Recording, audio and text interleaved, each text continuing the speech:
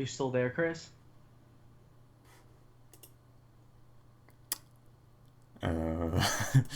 What just happened? Well, for some reason, our host has logged out. Oh god.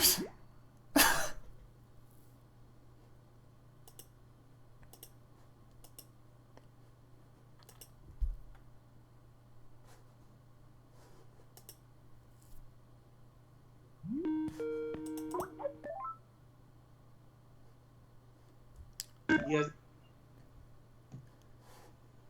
Hello? Hello? Hello. Okay, well, sorry for the technical difficulties, everybody. Of course. And they would have dropped out after we were just talking for 3 hours straight. So, as I said, we're introducing... Are we still streaming? Yeah. Okay, so our guest here is Sentry Van. He is a specialist in our group who's working for our website. He does a form of work for our website, and it's called Saku Analysis. But I would like a Sentry to try to explain a little bit of what you do and what it is. Is everybody here listening? Alright. Well, soccer, as many people probably know, is just the point within animation that's the smoothest, has the most meaning, usually used within a big fight scene or often with character acting.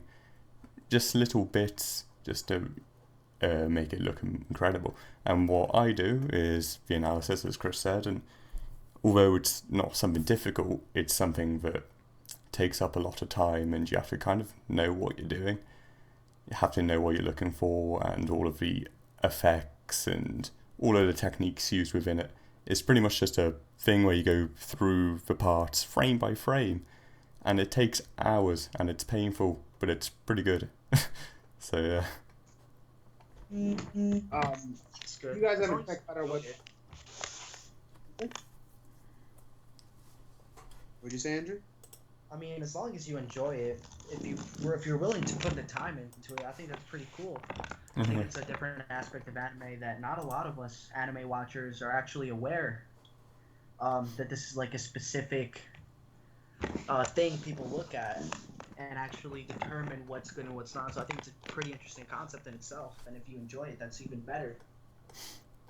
Yeah, I think it's because I have always looked at anime as a visual medium, and I used to be an art student, so it's the most like important part of an anime for me, as well as music. So for me, it's what I'm passionate about, whereas other people, it might be the story and stuff like that. It's the reason why One Punch Man is a 10 out of 10 for me, because I love that animation.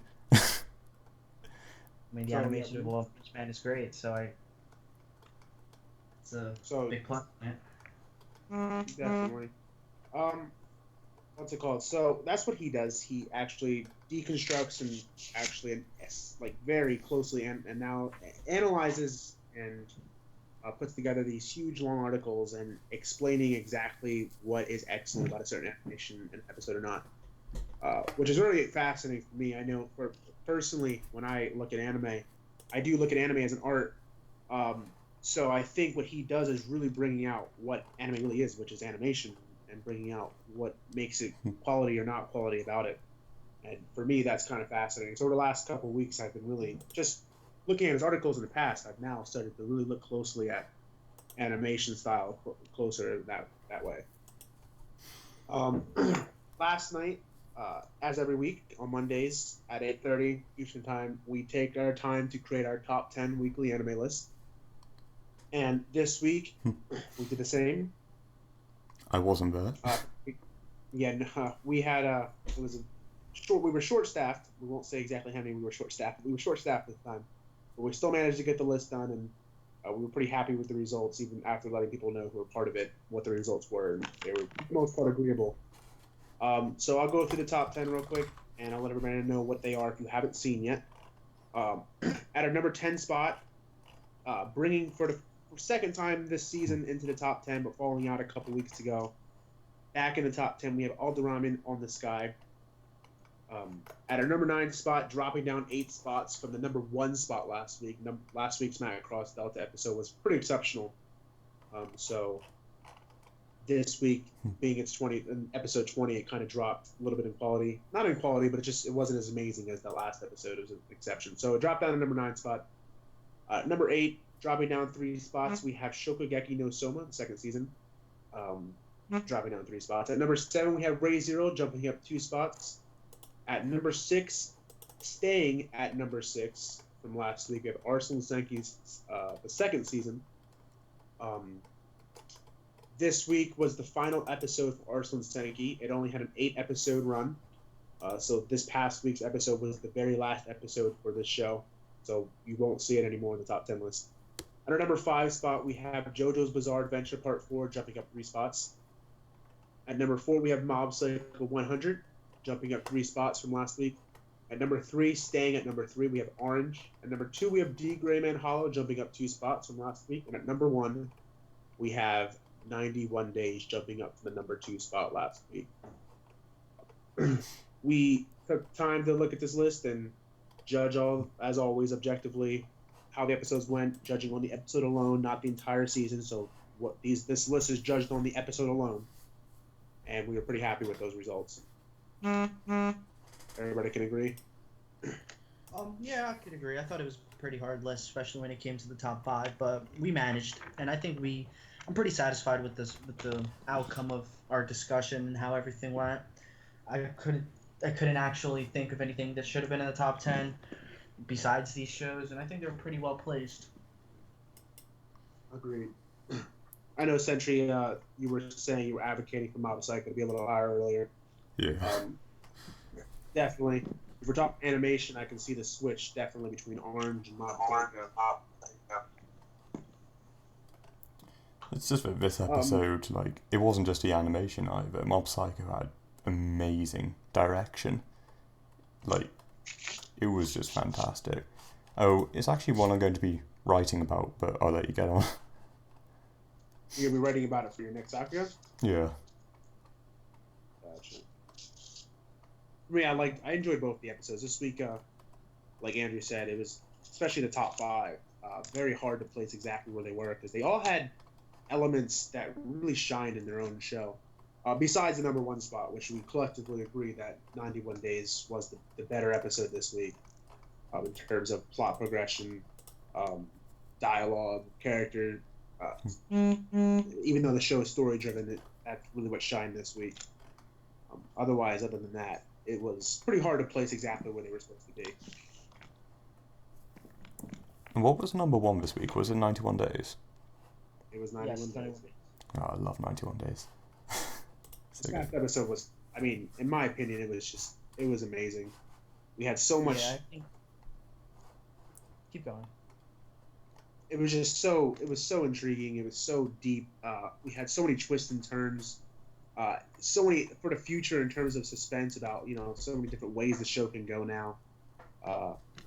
We won't spoil too much, but it was just an amazing episode. Yeah. I didn't think it was possible for it to top the lasagna episode last week, but it did, actually.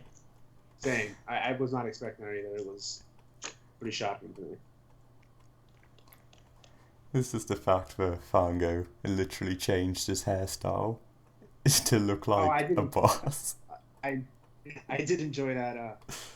I like it a lot. It's a lot slicker hairstyle.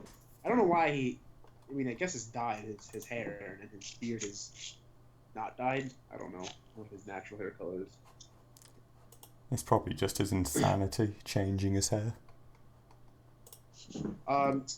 Today, personally, I am not. I dropped it a long time ago. But this last week, we had the finale and ending for everybody's beloved Bleach. And I know everybody was very happy with the ending. It was an amazing ending. He couldn't have done it any better. I've heard lots of things that he couldn't even top it. There was nothing you could do to make it more perfect than what it was. Satire. Wait. Are we talking about the Bleach ending? Wait, are we serious right now? Well, we're probably not, but... Oh, boy. So, like I said, I dropped it a long time ago because I'm not a huge Bleach fan, but all I know is I heard outstanding things about the episode. The chapter, it was just amazing. And I'm pretty sure Andrew can agree with that. Boy. if I were to name out everything wrong in that Bleach chapter, we'd literally be here for about 3 hours. It was so underwhelming. As somebody who has been reading Bleach for about 4 or 5 years, and as somebody who actually used to put it as one of the best shonen, because honestly, I'm pretty biased for Bleach. I know it's especially the show is objectively really bad, but the Soul Society arc is one of my favorite shonen arcs, and it did well. It was one of the most exceptionally executed arcs in shonen, and I will stand by that. I think it was a 9 out of 10 arc, but then after it all went to shit, and this last arc, like I said last week, or maybe it was a few weeks ago, it has been dragging on and on and on. I mean, the last arc has lasted for years, and for them to give us this rushed conclusion, it just proves how mediocre Bleach is. It really does. And they just mentioned so many things without explanation. And first of all, the last panel wasn't even finished.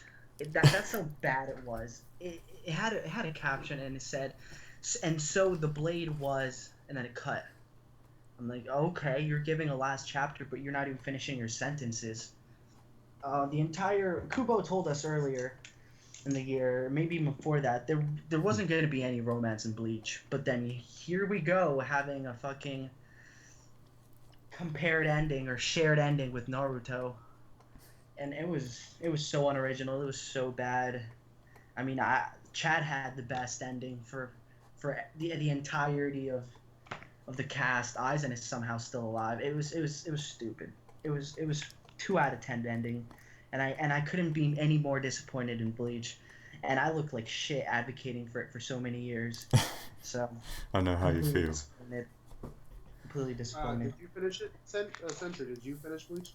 Yeah, I've actually been a fan of Bleach. I started reading it when Ichigo was fighting Kenpachi for the first time, and Good arc. this ending, kind of, you know that feeling you get when you look at someone who's posting another joke about Boku no Pico, thinking it's like 2005 or something, still thinking it's a funny joke, and you just want to kill them. And then yourself, it's kind of feeling like that. like your own child has like disowned you instead. It was, oh man. I know, because Kubo was always one of my favourite shonen artists for the fact that he always made a point that he preferred to draw than to actually write a consistent story. And that although it was like good at first with the Soul Society arc that was very consistent, it's obvious how Bleach drops off. But one thing that remained consistent was the art until like these last 2 arcs when Kubo started having all these arguments with his editors and Shonen Jump, and yeah. And I wonder why he didn't vouch. I mean, or like maybe an assistant writer, or somebody. If art was what he wanted to focus on, and he was slacking on the story, maybe an assistant writer or something like that. You have all these writers who are getting very stubborn upon like reaching out for help. These long-running writers, like Togashi from Hunter x Hunter.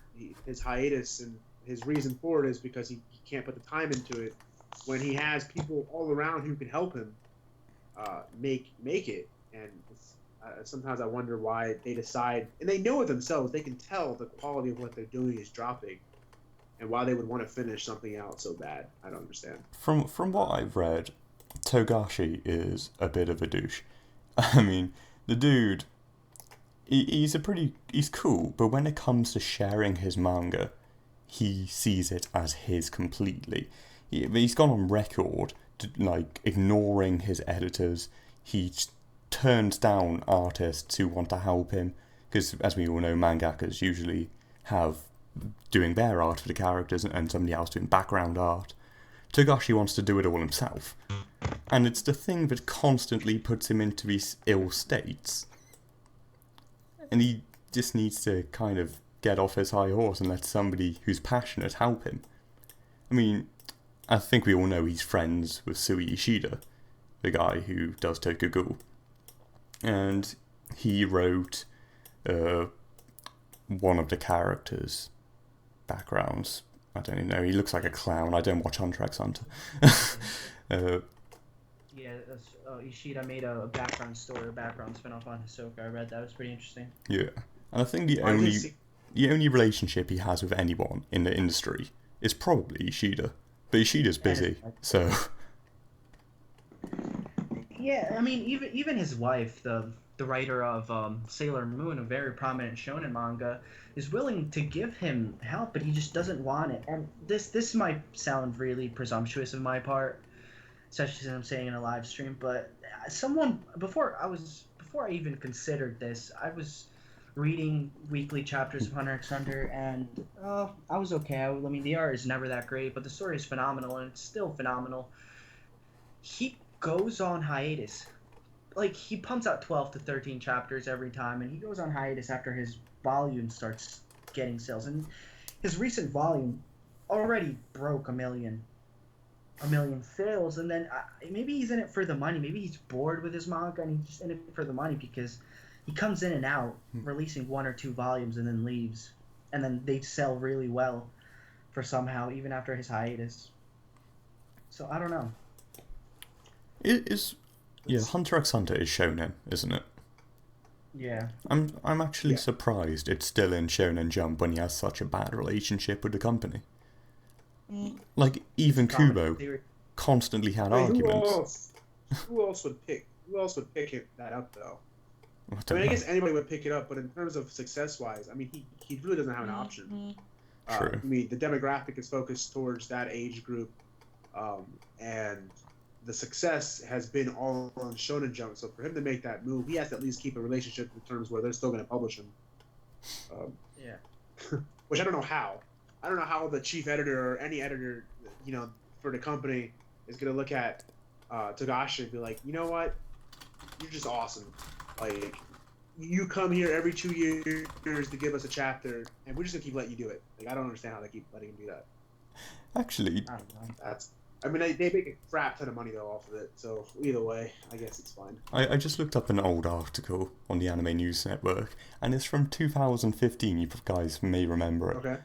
It was when Hunter x Hunter, people were so sick with the hiatus, bookstores called it finished, and they just sold it as a finished manga because they couldn't be bothered. They were sick of waiting. I'll send it. I'll send it to you, Chris. They just went, no, if you're not going to make any more, that's it. Well, that's that. I think, going back to the Bleach topic, very disappointing. I think this era of Shonen Jump is ending, but I don't think it's going to pick back up, to be honest. I don't think it's going to get back to the level of sales that they had with Naruto, Dragon Ball Z, One Piece, Bleach.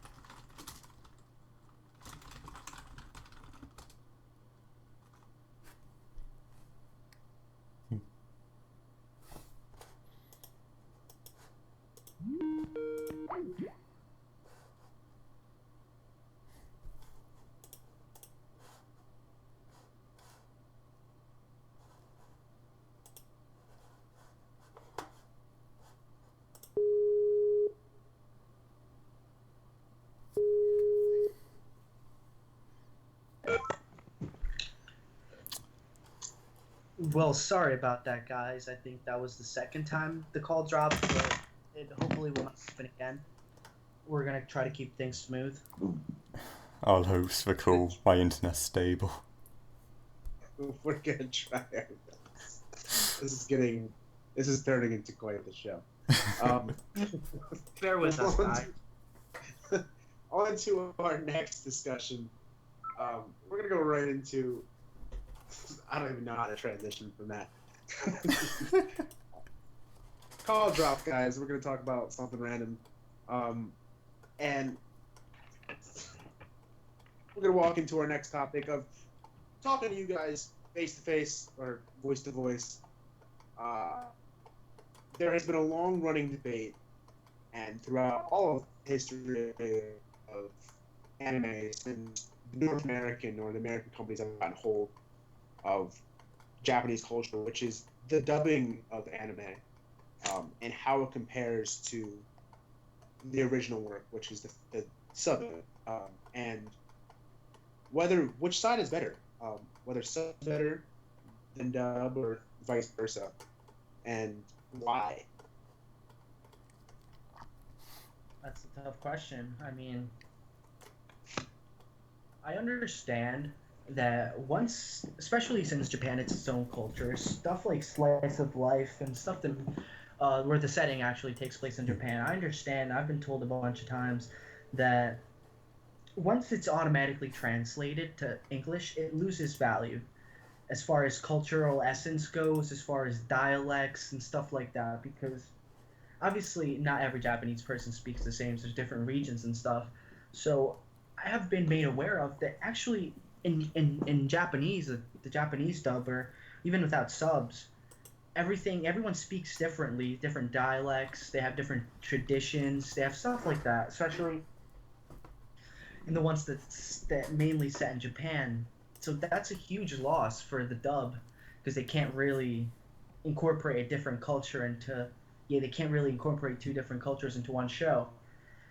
But I personally like dubs fine. I think if I can get a hold of a really good show with a decent dubbing that is in my language, I mean, I don't see why not. A lot of people frown upon it and think that, oh, you watch dub, you're a scrub.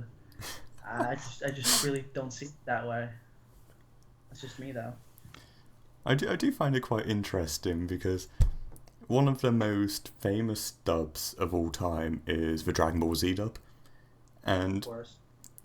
what I found was I actually talked to some people who were originally English and they learned Japanese. And what they said after learning Japanese and learning their language and how they speak is that they used to think the Dragon Ball Z dub was so much better because they could relate to the voices. But they actually said that once they learned Japanese, that the Japanese voices were a lot more passionate. And I found that really odd. I'm not too sure where to go on that, because I guess that's something they can only say from their perspective. You're saying that the Japanese voices were more passionate than the English voices, or vice versa? The Japanese voices were more passionate. I mean, I think with my opinion, I started off anime watching dubs, and that started out with Dragon Ball Z, Naruto years ago, Inuyasha, all these older huge shonens, and I grew up watching dub. And as I had to force myself to watch them, as I wanted to watch them quicker, or before, America's had this huge thing where they've taken years to get dubbed up. Recently, they've been really good on it, though. I mean, they've been dubbing a lot of things almost simultaneously as a sub comes out. But in the past, dubs would take years to come out. So I was forced to watch a sub only because I wanted to watch it then and dub it. But watching it, being forced to watch sub, and watching that for years, and then going back to dub and listening to them, I have to agree that in terms of enthusiasm and passion, a lot of the dub actors, not being the original work, not being able to meet with the original writers or understand the original writers of the manga, or understand the original work, and they're getting a script that's been translated from Japanese anyway, which you lose part of the translation of that anyway. They tend to not care as much, and I know their job rides on the best ability as possible, because they're not getting the full picture. They're not getting the full experience and completely. So when you see a voice actor something, yes, as an English speaker, we understand it more, and it's more relaxing for ears because we don't have to read and focus on them and for anyway. But if you're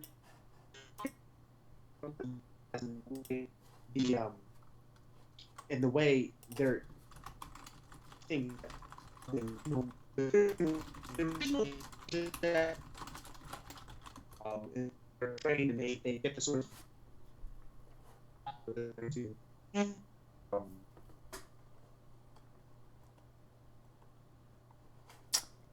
Andrew, are you still here? Yeah, I'm still here. Is Chris's voice going weird for you? Yeah, Chris's voice is just sounding like a robot right now.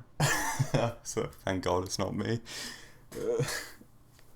Okay. Well, the dub and sub, the entire concept is a really, really hard thing to dictate because it's all personal preference. Like Chris said, a lot of the translations are lost once it's picked up in dub. But unless you're a hardcore fan, like hardcore anime fan, and really pay attention to those details, and if you're like, let's say, an English in a English speaking country, I don't think you, even if it was in sub, it'd be kind of hard to capture those dialects and stuff. If you know what I mean, like even if it was in sub, since you're not from there, it'd kind of be harder, even almost impossible to capture like each dialect and actually differentiate between two of them. Yeah, like I said before, like I'm back. Coming into, they're not part of the original culture, and they did. First of all, the script that they're directly handed for the English dubbers, is first of all a translated work from the sub anyway. So now you're getting into a script that is double translated once it appears on screen. They have to translate the original work, translate the original style. Japanese is not translating to English perfectly. You don't see everything, the dialect that Andrew just said, the inner deep meaning of it, and it's translated directly into English. And then the English dubbers have to look at that and whether they care enough to actually, try to figure out the deeper meaning behind what it means because they didn't get the direct script. So now they're just acting upon what they're reading, and that could be right or wrong. And whether they care or not, or they're passionate or not, that even still, you're not getting that full. You're not getting the full meaning or passion behind it. And I guess that's a little bit of it. Sometimes, I mean, it's not every anime. You have voice actors who really love their job and treat their job with professionalism and want to look deeper into what it means and look at the source material and look at it. But I feel like our culture is so much different than Japan's culture. And when we as dubbers and voice actors in English go into their job, they're not as passionate about it as Japanese voice actors, I believe, for the most part. And I think the reason why some of us prefer dub over sub is because it is more pleasing to the ears. It is easier to understand. We can take our attention away from the show for a split second, turn our head, and not have to read every two sentences. And that's why people who prefer dub, it's just more relaxing to watch, even if it is done in a lower quality. I honestly think for people trying to... sometimes it depends on what you watch first as well, because when I watched Bleach in English dub first, and then I watched Code Geass, and I couldn't watch Code Geass in English because all I could hear was Ichigo. And so I had to watch that in sub. But I struggled for ages to try and watch Bleach in sub. But of course I did get around to it, but yeah. Well, did you start watching Bleach dub? Yeah. And I think that might be a testament too. I know for a fact, like you mentioned Dragon Ball Z earlier, I started watching Dragon Ball Z when I was a little kid, and I watched it in dub, and I'm pretty sure most of the Americans have watched it dub. We've all grown as a culture, an American culture, to love the English dub voice actors of Dragon Ball Z. And looking at the Japanese, we're looking at especially the differences in voices between the English dub and the Japanese dub, and we're like, what? Like, holy crap, they don't sound like anything like we've been trained to listen to them as. They don't sound anything like it, because we were forced as children to think that the English dub was the real way that it was supposed to be portrayed. And then we look at the Japanese voices, and it's completely foreign to us. And that could lead to more distaste. Not that it's worse or better, but it's leading to distaste because we're not used to it. And I think anybody who has been subjugated to dub and then switches to sub will feel the same way almost. Jumping into it immediately unless they're subjugated to it for a long time. And like I said earlier when I was talking, I originally was watching dub all the time, but it came a point in time where I was tired of waiting for dubs to come out with recent shows. So I was forced to watch subs for a long time. And watching subs for a long time, now I'm used to the subs. And it would be I mean, I do watch some things dubbed because I do look up before I watch a show whether the dub was good or not, and I'll listen to the first episode of both and determine. But usually I do pick the sub because I want to catch the originality of the voices, and the passion of the script. So it just comes down to, I think, what you've been exposed to, and whether the dub. First of all, the voice actor, of course, whether the English dubbed voice actor cares enough to do their job appropriately and to the best of their ability. My favourite English voice actor is still the guy that did Spike Spiegel. I mean, the Cowboy Bebop's freaking voice actors, all of them were amazing. Yeah. But it comes down to those notorious ones who cared. And it also comes down to the type of show they did. When Cowboy Bebop was first made, it was a Western type anime. So when the voices did it, when watching Cowboy Bebop, you wouldn't think that it was made, or like the whole style of it was very Western Hemisphere type of work. So watching the dub really fit the whole style of the show. It really did. I mean, in terms of what you would hear, in my opinion. Yeah. So I guess it depends on the show as well. What type of voice would. It's kind of it all depends. I mean, there are some really great out there, really good. It all depends on the voice actor. But for the most part, people in Japan, when they go for voice acting, their goal is to be anime voice actors, and that is a goal for many. For English voice actors, though, a lot of English voice actors don't set out in their career to become anime voice actors. That's not their goal. Usually, they go out there expecting to be actual actors, TV show actors, and then they get placed in a lower grid or a lower scale of being an anime dubber. And a lot of them don't want to be there because that's not their ultimate goal. So they will, they don't put the passion into it or the enthusiasm.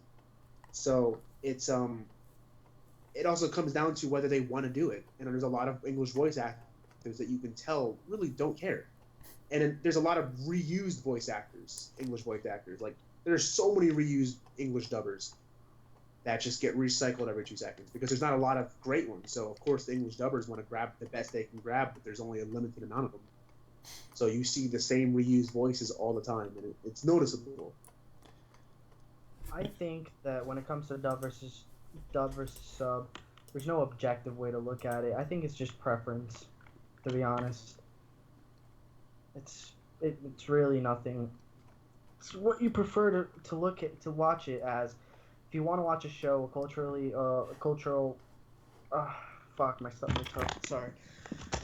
like dynamic show and something that's really immersed into the cultural aspect or the day of life of certain characters, whatever the show or story may be, I think it's important to try to catch dialect and their traditions. And yes, it would be obviously beneficial to watch it in sub, but for the most part, like I said, it's all about preference.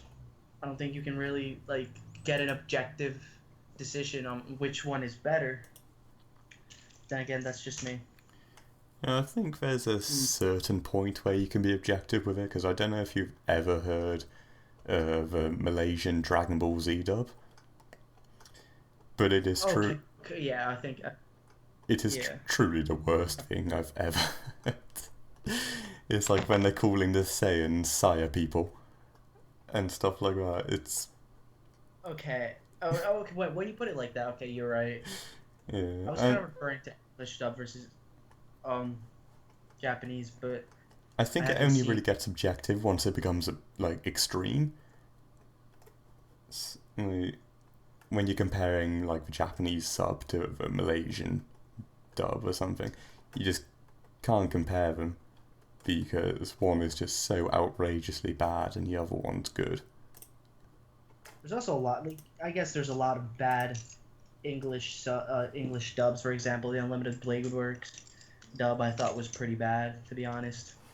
They did a worse job with the dialogue than the Japanese actors in the dialogue, and Unlimited Blade Works was completely weak. So I think that, I don't know. And I think that also comes down to how it was translated. that's a huge thing. I think is the translation. Like I said before earlier, when you take the original Japanese script, first of all, when you translate it to English, you have to translate it in this vague English that really doesn't make any sense, because translating from Japanese to English is not easy to do unless you ad-lib what it actually might mean. It's very hard to translate. It's a lot harder than you might think. And when people do translate, they're actually putting together pieces and little pieces of it and trying to make a coherent sentence. So it's a part where, since they're doing that, once the English voice actor gets a hold of that script, first of all, it's already, they had to translate it and then translate it to what makes sense. And then the voice actor the scripters have to translate that translated script into something that's worthy, that makes sense, to put it into the Japanese dub, and change the voices, the faces, the mouth movement, and match what they're saying. And it all has to fall in with a specific time frame also, because when the original Japanese voice actors, do their voice acting, it's the animation of their mouths are fit to the timing of what they're saying. So if you're translating something that means something like ridiculously long in English or short in English, you have to make that match what it says. So you lose a lot of translation in terms of what things mean, and you can miss out small details because they're not translating properly, or they can't translate properly and do it with it, in time. So it's kind of that completely. I always find it kind of strange, the categories of the people that choose to watch anime.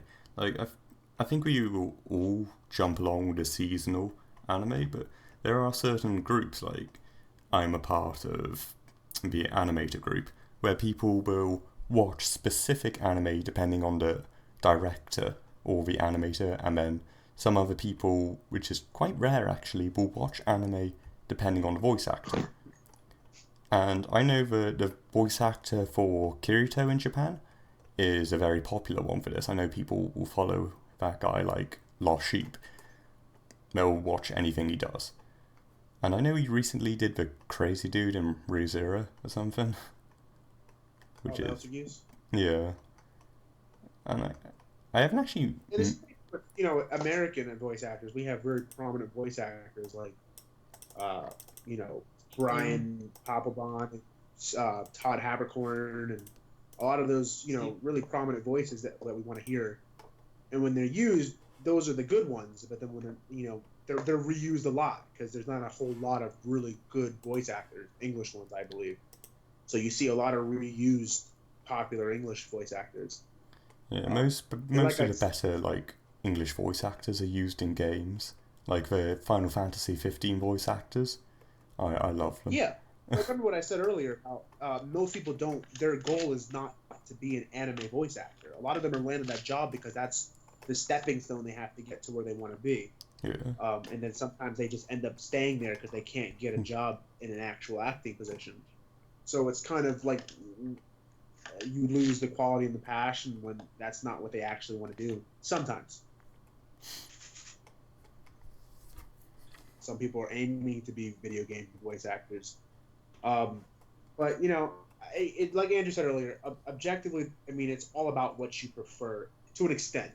I believe you do. I think factually you do lose a lot in translation between the English and the Japanese translation for the scripts.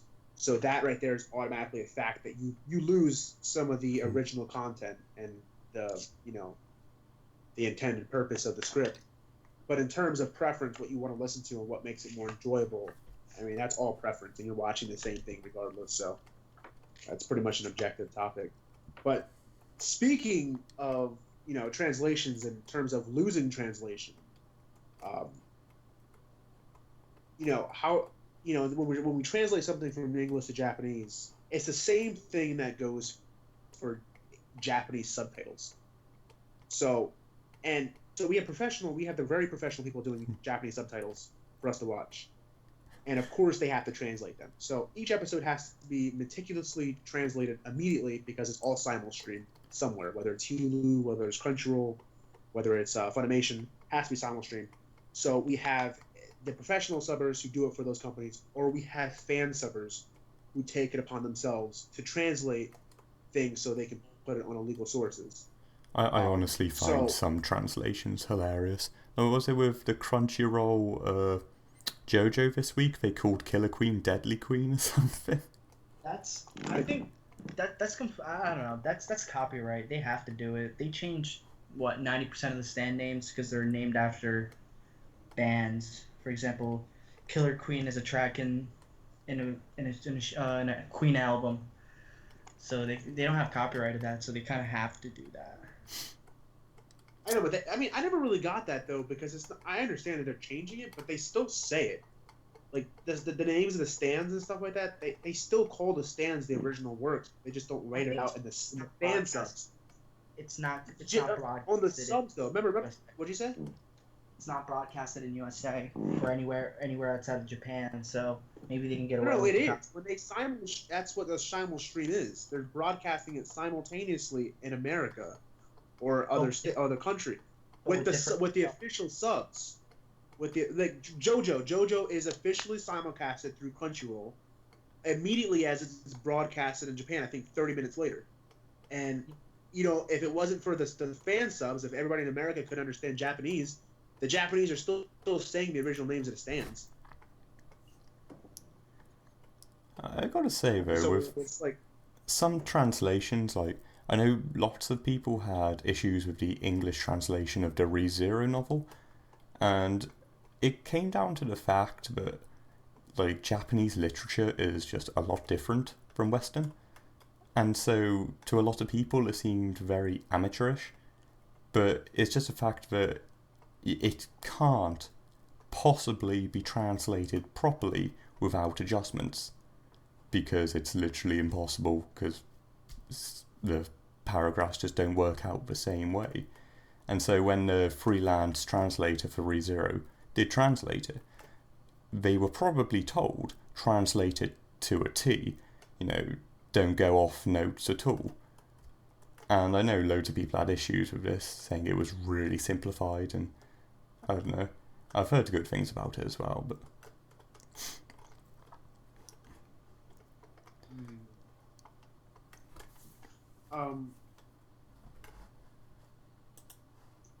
I guess fan subbing would also come to, light novel translations. And like you said before about, their literature being so different, and a lot of the meaning of the literature, first of all, it's different to begin with in terms of, the original content is different, and it's not easily understood by our culture. But then you also lose the originality lost in translation.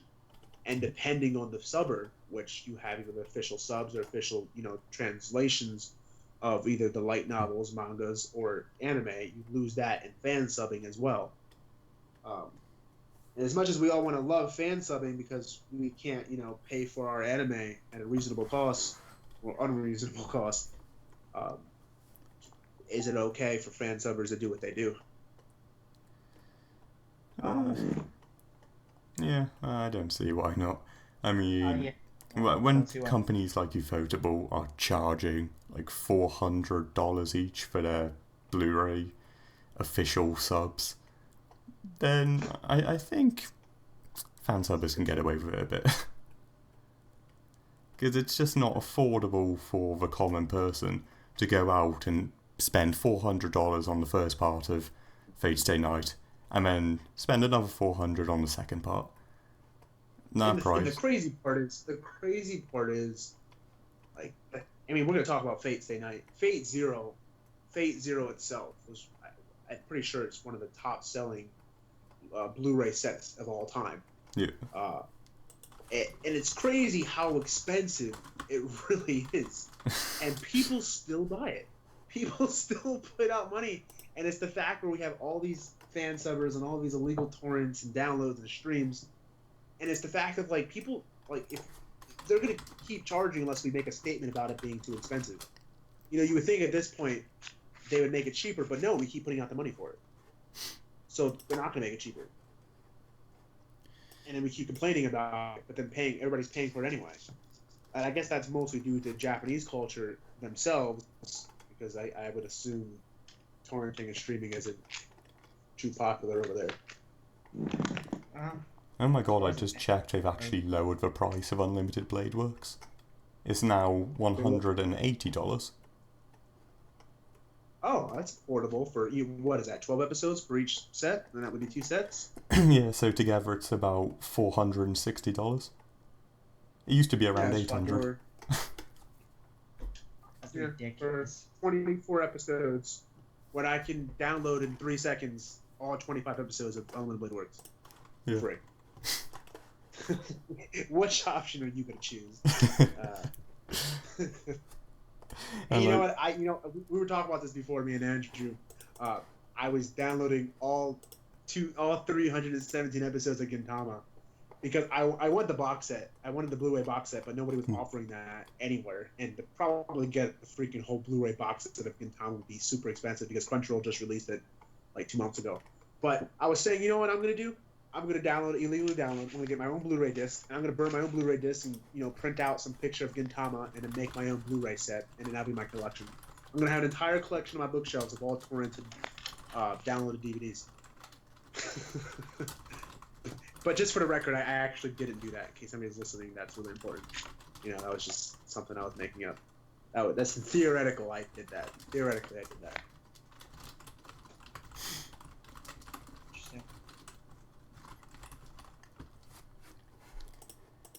I gotta say, Ufotable do the most expensive Blu-rays of all time. I think when it was Fate Zero, when they were released, both of them were about $100 each. I mean, they're substantially cheaper now, being at about $50 each. But still, you see the Arslan Blu-rays around $30. So...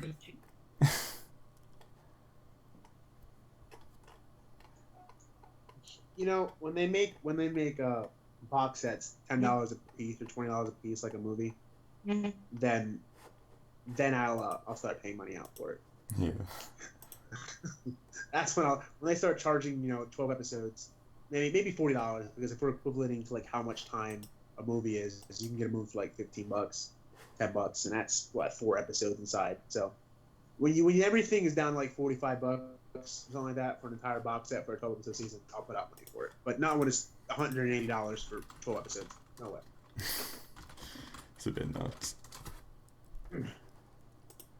Oh my god. Last week we were... the Gintama Blu-ray's around 300 quid. And is that for one box set? That's what's season the first 1. Box set? And season 1, is that season 1 like 50 episodes, or is that season 1 all 201 episodes? It's got 3 CDs, so I'm guessing it's around 100 something. I'm not sure. Okay, so that might cover the entire 201 episodes of the first season, which isn't terrible actually. Yeah, that's actually a pretty good price for that much. If it is covering that much, I'll give it a check. Now, if that was the original 50 episode season, yeah, okay. I mean, I love Gintama to death, and everybody watching this knows I do, but I am not putting out $380 for 50 episodes. Last week we discussed when our Isaiah was here, we had our last guest last week. We discussed the differences between anime versus manga, and when we discussed that topic. One of the key topics upon that, discussing that, was how important it is to stick to the original source. And whether that be the original source, whether that's the light novel, the manga. We touched upon it a little bit, but we really didn't get down to it because it was really a one-sided thing. In terms of sticking to the original source of the actual source material. And how important it is, how truly important it is to do that. I mean, how important do you think it is, Sentry? To stick to source material? Yes. When creating an anime, you mean? Yes. If you're animating the source material, then yeah, you should stick to the source material to a T. Like, you shouldn't go off it at all, even if just no matter what. I mean, I know, like the original Full Metal Alchemist. That was its own original story, like halfway through it went off. Yeah. And that's because it caught up it caught up to the source material. Yeah. And I think, yeah, you really should stick to the source material. If you're running out of content, wait. I don't think there's much beating around the bush.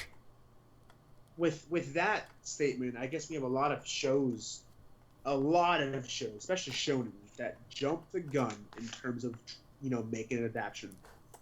Full Metal Alchemist, all these running shows like One Piece, Naruto, Bleach, all these shows, all these shonens, who decide, the editorial staff or the animation staff say, we want an anime. And looking at the source material, we're like, we can make an anime, but in 50 episodes or so, we can't continue. So we take two options. We stall it out for as long as possible with fillers, or we end it abruptly because we didn't plan this out properly. And I guess it's those shows that really do that, like Full Metal Alchemist, the original season. And there's a couple others that really made their own route at the end. There's actually something that really it annoyed everyone when it was first airing. But Bleach, when they were going into the final Ichigo versus Ulquiorra fight, as the fight was about to begin, they went into a filler arc. And people were thinking, okay, this is very annoying, but sure, is this giving them the time to animate it properly? But then it confused people more because the filler wasn't badly animated. And I'm sure enough people's worries were put to rest because of the fact that that fight was animated beautifully. But it's the fact that they have this big fight. And it's built up, it's been building up for ages. And then suddenly you go into a filler arc. I think it's one of the most insulting things you can do to a fan base. You like hype them up and then go, no. I hated it. I remember raging so much. Yeah, I think most people hate filler though. I absolutely cannot stand filler. I think it's just so it completely ruins the show. Yeah. It completely ruins it. I remember, like I said before, they should take two. Sorry, go. I believe they should take two options. They should wait for the source to be completely done, or they should break it up into seasons instead of creating a constant show with constant filler. I just think that's very ridiculous. Did you watch the filler of Naruto where he where he awakened the sort of like the chakra cloak, but it wasn't the usual one he had? It was like, it was really odd, and he had like this Persuado Ninetales form. Are you talking about when he was on the island? Yeah, I think so, but that filler... Are you talking about the entire filler before that? I'm not sure. It was the one where Naruto literally becomes the Four Tails and punches Sakura in the face. Oh, yeah, okay. Yeah, that entire filler, it was so well animated, and a few months later, after it was done, they announced the reason for it. It was originally meant to be a movie, and they couldn't release it as a movie for whatever reason they wouldn't explain, so they just shoved it into the anime for no reason. Like, not even to do anything. They just put it in. And I mean, it bought them time anyway. I mean, it was a filler that they didn't have to put in. They were going to do something random anyway, so. Yeah. I guess that was okay. That's a shame. The quality was so good. And we had, like, serious arcs, like, I can't even remember, just arcs that were done so poorly animated by Period. It's bad. Period, a criminal, I tell you. Period is the studio that butchers everything. I mean, we're talking about sticking to the source material. It butchered more than I could even count. Definitely did not do a well job, especially with the big show. And like Naruto completely butchered it, as we all know. Bleach completely butchered it. What's the other one? Tokyo Ghoul, the season 2 completely just destroyed how great Ishida portrays the story and made it into some bullshit, like... really typical cliche story that Ishida would never write. Pretty much, and like they ended it in the most bullshit way. When Tokyo Ghoul manga, or the first manga, actually ended really dark, and an amazing like cliffhanger. They skipped that all out, and they're still trying to adapt Tokyo Ghoul Re, even though people are gonna have so many questions. Stupid. That wouldn't even make any sense for them to adapt at that point. It's a lost cause. I mean, this is the thing. At the end of season 2, with the ending credits after that, you see Toka coming out of the cafe. She flips the sign and it says Re. And for them to adapt Tokyo Ghoul Re after season 2, it's like, see, season 1 and season 2, what they did is basically take, how do I put this? Take like a book, 400-page book, and rip out 150 pages. That's what the anime is. And for them to adapt something that just is amazing, because Tokyo Ghoul Re is honestly amazing at 8 out of 10 manga, for them to adapt that, considering season 2 didn't even follow the original source material or answered any questions, they can't just do that. And if they do, then damn. I still remember the one gif when Toka turns over the sign and it just says, "We'll redo the anime." I hope it. And it baffles me because people still think Tokyo Ghoul anime is like one of the best things out there. The animation was cool and all, but it's about all I can give it. The animation was cool, but it lost all of its style. It lost the undertones to it and everything. It just didn't feel like Ishida's work. Yeah. The panels, like, if you really look at the difference in panels, it's really different. Ishida has, like, this kind of weird, abstract way to portray ghouls and when they do actions and stuff like that. But, the Ghoul anime just made it look like some bitch boy. Like, no. people call Ishida, like, the king of parallel. Like, always making loads of parallel and symbolism within his manga. Yeah, it's not... Tokyo Ghoul does not exist for me, especially the anime.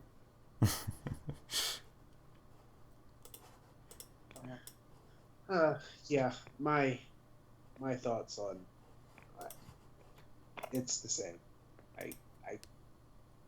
It's a shame what they did with it. If they do a readaptation, I can't see it going anywhere but badly. So that's that. I mean, we talked about pretty much all we wanted to talk about today. We hit pretty much all the points. We are a little short stats. I thought we had a topic, and it was fan service hindering anime story progression, or a big amount of fan service into an anime. Does that hinder the plot or not? Wait, is that what you're bringing up? Yeah, I guess. Does fan service hinder the plot progression of an anime? I don't think so unless it's overused. I mean, even Cowboy Bebop had fan service. Well, yeah, it really goes into, how much fan service they're putting in and whether it was appropriate to put it there or not. There's a place for everything. It depends if the series is focusing around it, is using it just for actual undertones of fan service, or is using it to get views. Like, what's that? I mean, that's what fan service is. Fan service is to make fans want to keep watching. Well, what's that one anime that came out this season? I think it's like HXH or something. Yeah. That's like HXH Gakwis, whatever. Yeah, it's borderline hentai, and they're not trying to hide the fact. It's obviously that's a genre though. Yeah, it's really targeted at a certain demographic. I mean that falls into the DxD. I'm talking about stuff like fairy tale, stuff that they literally put tits in your face to kind of turn you away of how bad the story is per se. I dropped fairy tale ages ago, so. Yeah. That's just one example. It's like when people or directors put in fan service, that doesn't correlate to anything. It's just really there. Cause it's something that we've seen a lot in anime. For example, Taboo Tattoo. We see a lot of fan service, and it's not needed, but it's there to kind of take up time, per se. Take up time, and just story keeps building. But this unnecessary amount of fan service kind of dilutes the plot and turns the viewers and like brings them into something besides what is actually happening. And I've seen a lot of that. It depends on how much it's used and how much it's used to derail the plot, or not derail, to it really goes down to how much is used, and that's about it. I think in terms of just showing like a panty shot here, or showing a bust here or not, I don't think it's necessarily a bad thing, as long as it doesn't derail the plot or focus too much on it and become redundant. I mean, not that I'm interested in that. Do I care? But I mean, is it a bad thing? I don't really see it as a bad thing. I just as long as it's placed appropriately. Like I said before, there's a time and place for everything. If we're in the middle of a huge battle scene, that's serious, life and death situation, and you show me like a panty shot, like a bunch of random chicks or something, it's gonna be out of place, and I'm not gonna care. If there's a relaxing scene after a gigantic serious arc or something like that that's really good, and they do a little fan service, I mean, it's especially from a serious show, it kind of relaxes the show a little bit, puts a little comedic aspect. As long as they do something else with it, it depends. It really does. And if it's overdone and overused, then I guess it's a bad thing. If it's done appropriately, it's not necessarily a bad thing, and normally I consider it a good thing, but it doesn't really hinder the plot. I just find it funny that the Fate series literally made sexual content a part of the lore. Like, it's actually necessary in some places. I found that hilarious. Like, you can only exchange mana purely through the touch of others' skin and the sexual endorsement of others. And there are shows that make that a plot, like, Yamada. I know Andrew was watching that recently. The entire point of Yamada is, he has to find these witches, and the only way to do that is to kiss the girls. And Yamada isn't a terrible show. It's actually decent, especially when even the premise is based around that. So it depends on, the context it's used in and how much it's used. That's fair enough. Okay, not like that. It's really bad. That's fair enough. I mean, that's just what it is.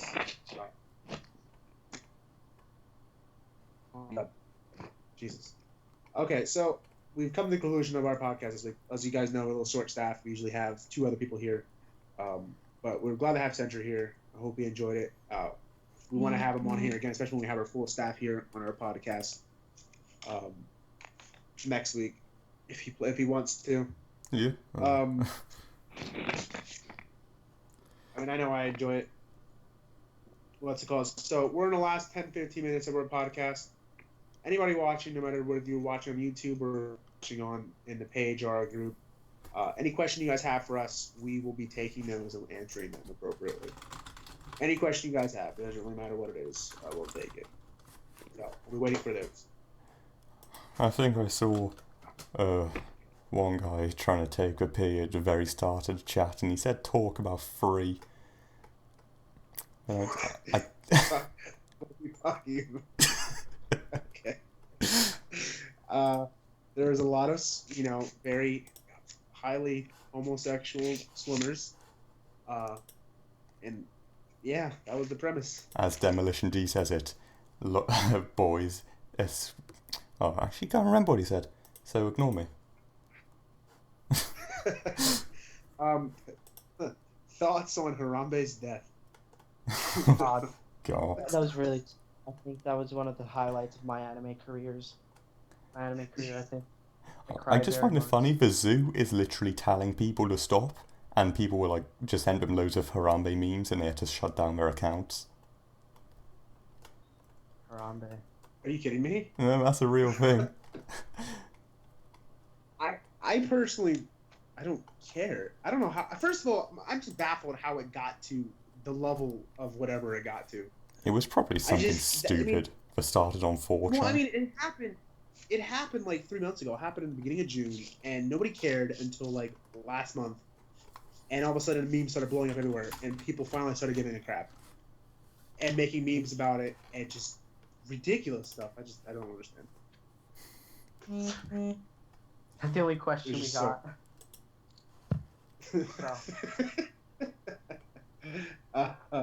Yeah, so far. Andrew from the YouTube, I think it's pretty just Gay Paulson.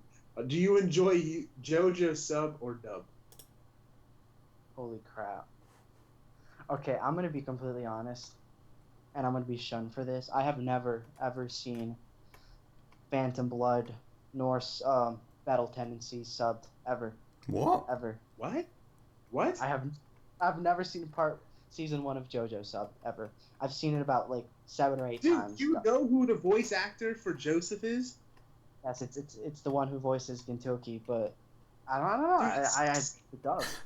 I love the dub. What is this? That is wow. You okay? JoJo, Sean indeed. It goes to JoJo before anything. I'm a manga reader, so I really didn't care. I was like, you know, you're gonna give me fucking Nigel Uno's voice from Kids Next Door. I'll fucking take that shit. I don't care. I didn't see much of a problem with it. I thought, since they're from England and shit like that, even Stroheim's voice sounded authentic to me. So, yeah, to answer your question, dub. Of course. Because you haven't watched. Of course, I've seen Stardust Crusader subbed and dub. They're doing a dub now, and dub is shit. It makes Jotaro look so edgy. Does Jotaro say... Because in English he can't go yada yada, does he? He must have to go good grief. Yeah, he says good grief. Oh my god. That was so great. I guess, but he's just so edgy. He calls his mom and girls like in the anime he calls her stupid bitch, and then the way he says it, it's just like, dude, you're so he fucking... says it in English? He sounds like Kylo Ren or something. He calls his mom stupid bitch in English. Yeah. It's so edgy. It's so edgy. I mean, I think he does it in the sub as well, though. Yeah, he does. But just hearing it in English is a totally different shock factor. Yeah, really edgy. Well, like I said, we're doing question and answers right now, so if you have anything to ask us, we will answer. Are any of you actually following Fate Khalid this season? I am. I am not. I refuse to watch it. Like, I don't. There's no benefit of me watching the show, except to be utterly disgusted and just completely just the ridiculous content that it's giving us. It's not even a genre of anything. It's literally just kid porn. It's really funny. My girlfriend leaves the room when I watch it. Right. As one of the group members say, Fate lollies go hard. Yeah, and so do the people watching them. Dude, I'm getting why everybody likes Fate Khalid so much. It's so fucking underwhelming, and it literally takes out of the Fate series as a whole. It is literally just baiting off of lolicons in Japan and riding off of the Fate franchise. Pretty much. It's retarded. Yes, John, or however you pronounce your name, Tales of Zestiria was eliminated off the top 10. Wait, was it? Not. Yeah, it was.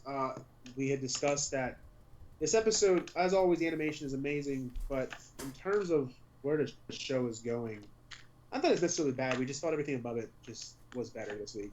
Again, Tales is, I mean, as a game player, as Tales is a series game player, number one, I've noticed that the show is derailing from the original content a lot, actually. They skipped a lot of events. But as a game player, I also know that the story of Tales of Zestiria is mediocre at best. So the show is the game is very slow and slow paced. Nothing happens too much. So I understand why they're probably skipping over it and stuff. But no matter what you skip to, you're either skipping over stuff that's probably important, and then you're skipping to more boring stuff or stuff that doesn't matter. So as much as they're trying to skip, they're skipping to some more mediocre stuff, and it's not helping improve its quality in terms of plot progression. Eventually, we'll get to a point where the show probably gets to a climax. There's 2 climaxes in the anime. I mean, in the game. Actually, there might be 3 climax points, and they haven't hit the first one yet. So when they hit the first climax point, the show will probably start getting good in terms of being decent in terms of plot progression again. But right now, the show is just very stagnant, especially with last 2 weeks. Random marketing ploy that we got, and for them to jump into this episode, I had hoped that they would at least give us something to get viewers more attached to the story again, but they failed to do so. I honestly haven't been invested in anything Ufotable's done since Fate. Like, God Eater was boring to me. Zesteria's... I think it's the last thing they've done since God Eater. Sorry? I think this is the first thing they've done since God Eater. Yeah, it is. God Eater and Zesteria are the last 2 things they've done. I haven't been too invested at all. I think Fate blew me away too much, that I expected that of them all the time. So I'm just kind of like, okay, this is alright. As far as Hysteria goes, I think the 2 promo episodes were a lot better than the overall series. And like they should have just tell Hysteria. That's what they should have done. Those 2 episodes were on their own, like as a completely different series, were pretty good. I think they were really, really good. I would have preferred to see Velvet finish the story. Sorry, we were so attached to the first 2 episodes of Tales of Hysteria because of the animation. That was really the highlight. It really was. Yeah. But that's important. I mean, you give them... They could have animated Banania. It would have been God tier.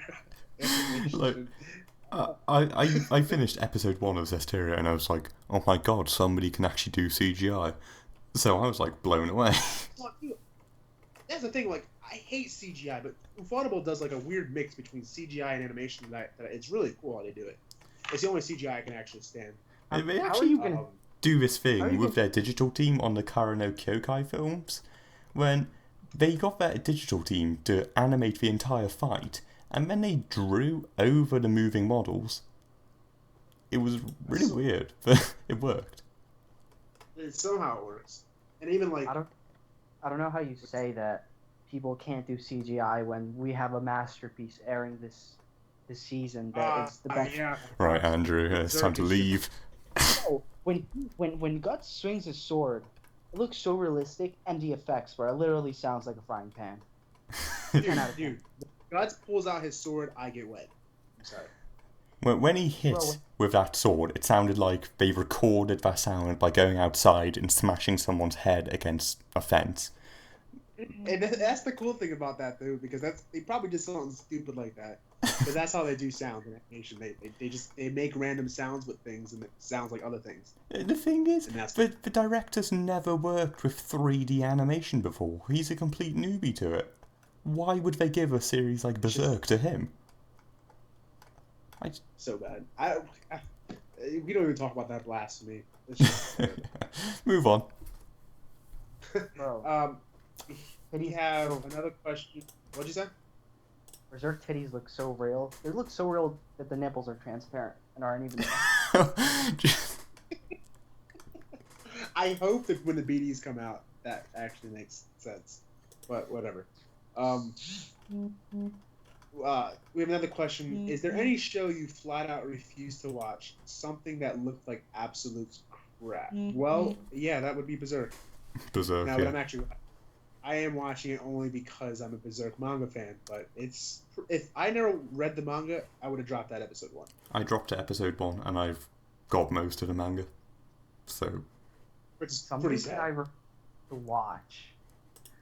I don't know. I try to give everything a okay. I think it's Thunderbolt Fantasy, that no matter how much people tell me it's good and it's different, I can't get over the puppets. Yeah, same, man. I can't watch it. To be honest, if I had the time to put it... If I had the time to put into watching another show this season and waste my time, to be honest, Thunderbolt Fantasy seems something like it's so ridiculous it's actually entertaining. Oh my god, I know something that I wasn't able to watch. From last season, I think it's Mayoiga or something. Oh, yeah, that's probably worst anime of the season. It was. What's show?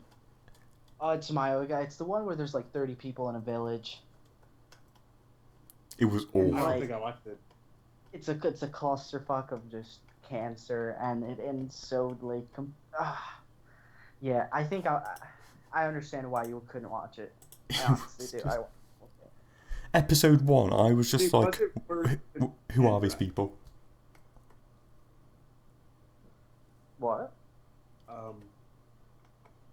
I said, was it worse than Enred? Yes. Wow, that is quite the statement. I honestly think it's the worst anime of the year. Yeah, I'd agree with that. I think I would rather watch Berserk. Next question, from Godwin Florendo. Would you rather watch an anime with poor animation or with poor voice acting? Poor voice acting. Poor voice acting. I don't know. What was that show? I can't remember the name. It was really abstract animation with the boy who fell in love with the girl. What was that? Let me be right back. This is about I don't know. 2000 anime. Shut up. I can think of a few. I would totally, I'm listening to something and I have to hear, and when it comes to me, I really pay attention to sounds. And when I hear something cringy, it's cringe. Like, you can see something cringe and understand that's just how the anime is. But when you hear how cringy it really is, that's where I can't listen to it anymore. Berserk if I can't listen Frying to it, what am I watching? I don't know. It depends. It really depends. Somebody asked thoughts on Dragon Ball Super. Thoughts? There are a lot of thoughts in Dragon Ball Super. Bulma's a thought. Chi-Chi is a thought. Han is a thought, definitely. When she flew into space and was breathing in space and saved the world, she was a thought. I dropped it right out. I mean, I was watching it consistently every Sunday since, I don't know, last year. And I was pretty pumped for it. I was like, you know what? This is Toriyama. He's going to make his last hurrah. It's going to be grand. We have a set stage. Why did you expect What? Why did you expect such a thing in the first place? I don't understand that logic. You were like, yes, Sector GT. GT doesn't even count, but Dragon Ball, like, the original Dragon Ball, it's amazing. I don't care what anybody fucking says. The original Dragon Ball it's literally the epitome of shonen. It's one of the best written shonen mangas in history. And that's just it. That is not debatable. Shonen, if it wasn't for Dragon Ball, a lot of shonen wouldn't even arise. And it is literally the epitome. It's one of the most influential mangakas and the epitome of shonen. Dragon Ball, not Dragon Ball Z, not Dragon Ball GT, but Dragon Ball. I had so much expectation. But once I saw Ball Z. Once I saw Panda's face, it dropped the entire series. I gotta say, Dragon Ball Super, it started off alright. It went to crap around episode 5 because of scheduling. But it has gotten better, like, a bit by bit. It's gotten a bit better. They've expanded on the universe. They're trying to sneak in better animators. But the story is just completely undesirable, and I don't give two shits about it. I agree. I think after the halfway through point, I think Toriyama's just writing out of spite at this point. I don't think he's not into it. The manga isn't even close to caught up to the anime, so the anime is probably like 20 episodes, maybe even more, behind. So I don't know. That's weird. I don't know. I thought. I mean, I'm as a Dragon Ball Z was always my childhood. A lot of our childhood anime. Uh, and I guess deep down we always wanted to see a redemption for GT and see an actual ending that we knew should come because GT technically didn't exist. What's GT? Yeah, and with Super, it's like we're getting it and we were hyped for it, but what more could we have really expected? I don't know. It's a part of my expectations were never high to begin with in terms of the story for the show. I don't know. I mean, there's only so much. There's only good. What? The story in Z wasn't that good to begin with. No, I still think the Cell Saga was the best saga. What did you say? Cell Saga was the best saga for Dragon Ball Z. Yeah. Gohan. But there's only. I mean, I don't know. Gohan up to the end of Z was the best character there. Hands down. No. Oh yeah. Sorry, Gohan. Yes. But I mean, there's only so much you can keep reusing, and reusing gigantic, world-threatening death battle scenes. There's only so much you can do with that. And they've rehashed the same.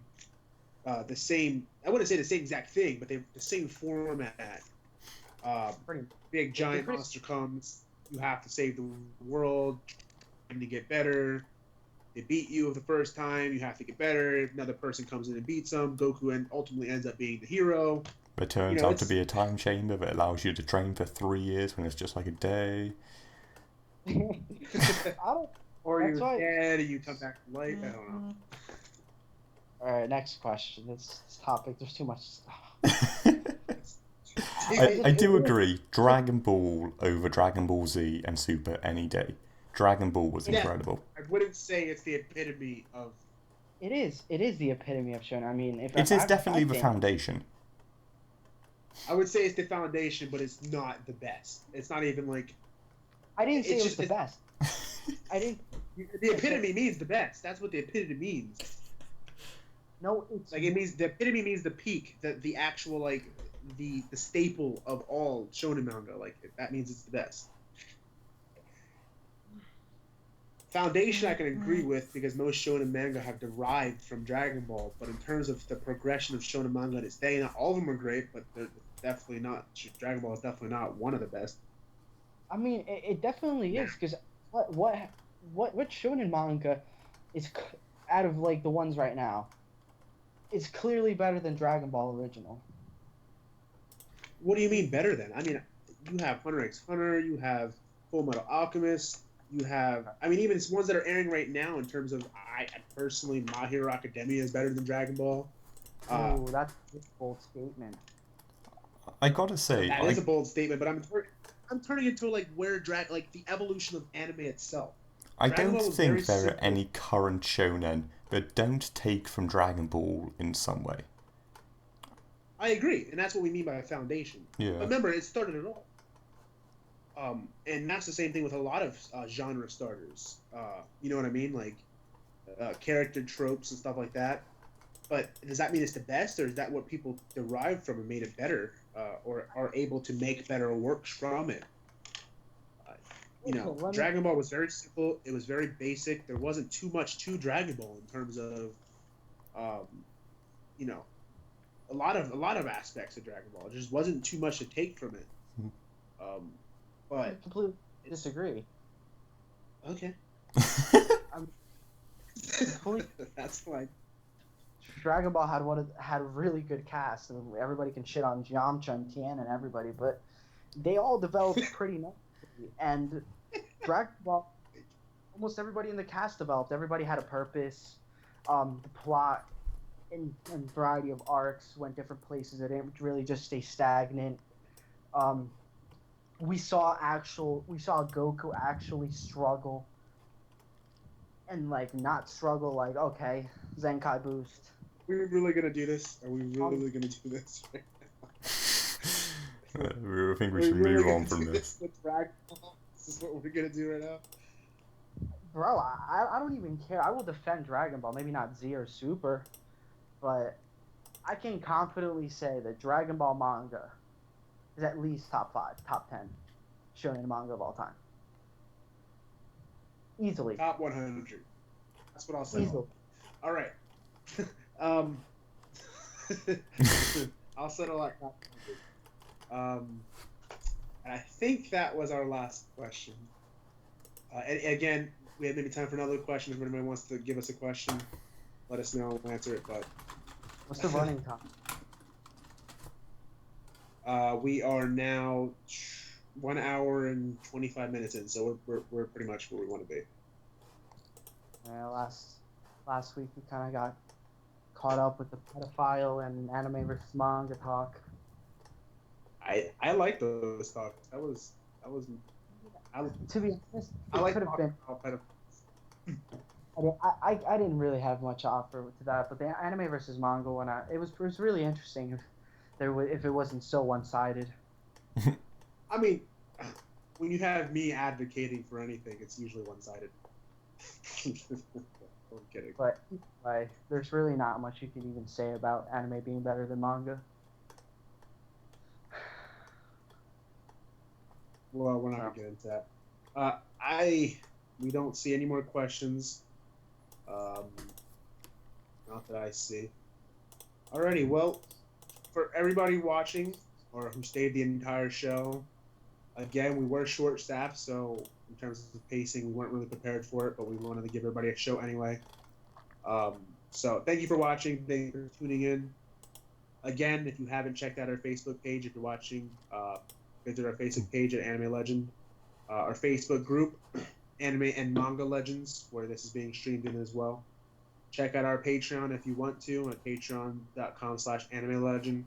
And then check out our website at AnimeLegend. People are work putting out good content to be the next competitors in the world.